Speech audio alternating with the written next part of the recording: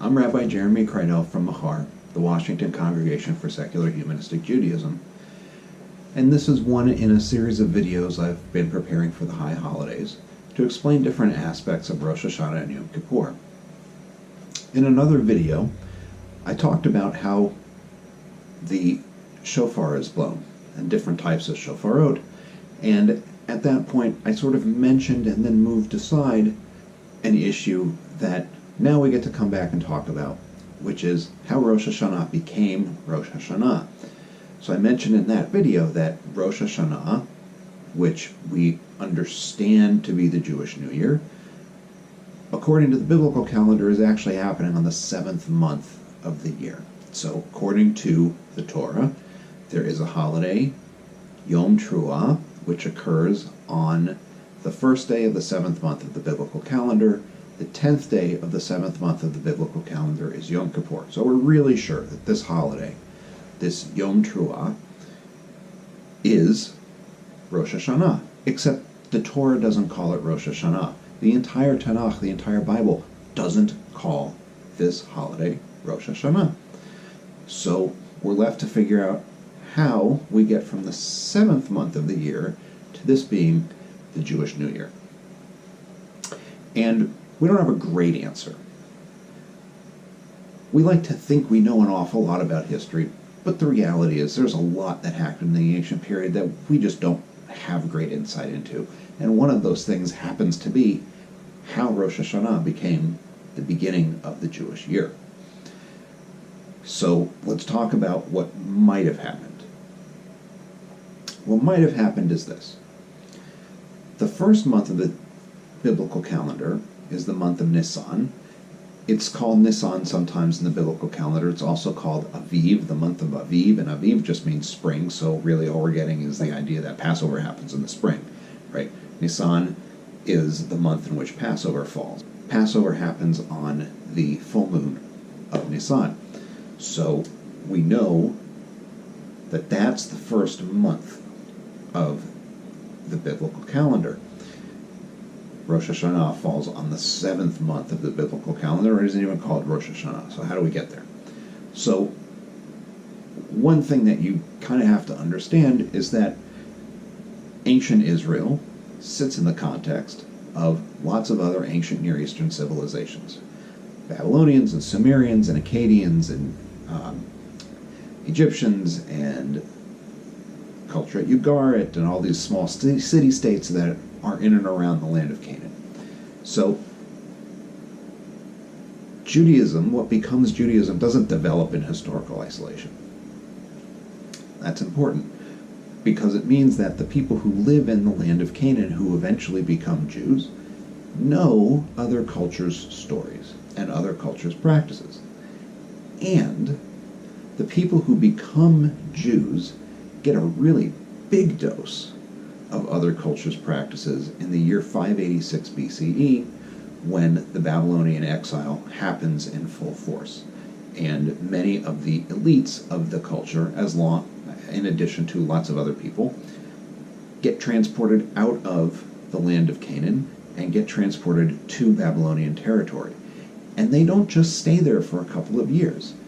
Multiple generations of proto-Jews live in Babylonia, and they live in Babylonian culture. And Babylonian culture is really big on New Year's, and some Babylonian calendars, not all of them, but some Babylonian calendars actually report 2 New Years. So they report 1 New Year in the spring. Makes a lot of sense. This is what the Israelite calendar had in it. We see it in the Torah. The other Babylonian New Year that gets reported is a holiday called the Kitu, A-K-I-T-U, in transliteration, and a Kitu happens right around the fall. Babylonians are big on New Year celebrations, right? This becomes a really big cultural event, and so it's very possible that proto-Jews, these Judahites, people who came from the land of Judah, which is the southern half of the land of Canaan, it's very possible that Judahites living in Babylonian culture encountered this holiday. And a process called syncretism occurs where people encounter a new religious tradition and over time take some of the practices from that new tradition as their own, adopt them a little bit, change them in some ways. But this is a thing we know happens. So syncretism is a very possible explanation for how Rosh Hashanah becomes Rosh Hashanah. That Judahites are living in a culture that celebrates a new year that happens in the fall. And that new year gets turned into, over time, Rosh Hashanah, which in Rabbinic Judaism marks the creation of the world. We don't know the full details on when this happens. Rosh Hashanah is Rosh Hashanah by the year 200 CE, but we don't quite know how it gets there. There's a lot of conflicting information. But the rabbis are presented with it, and they realize that they actually have at least 4 New Years to work with. So they have Rosh Hashanah, which they view as the New Year for the world.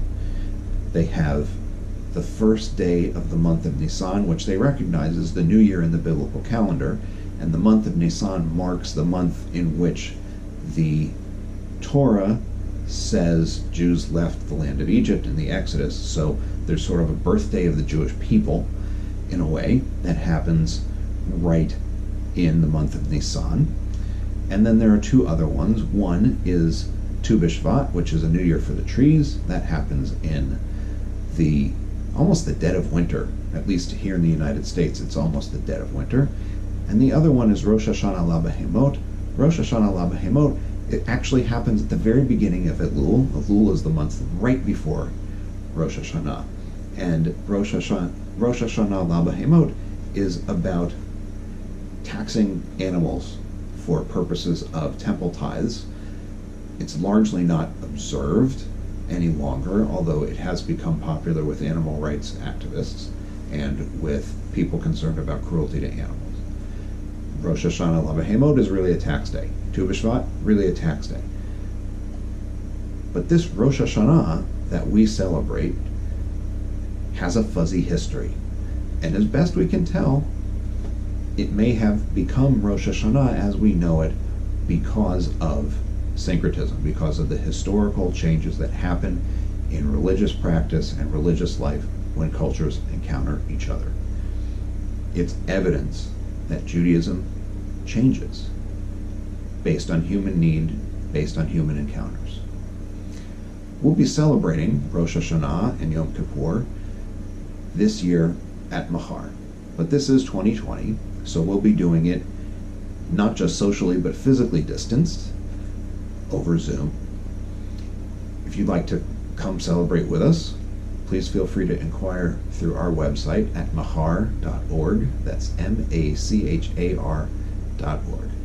Thanks for watching.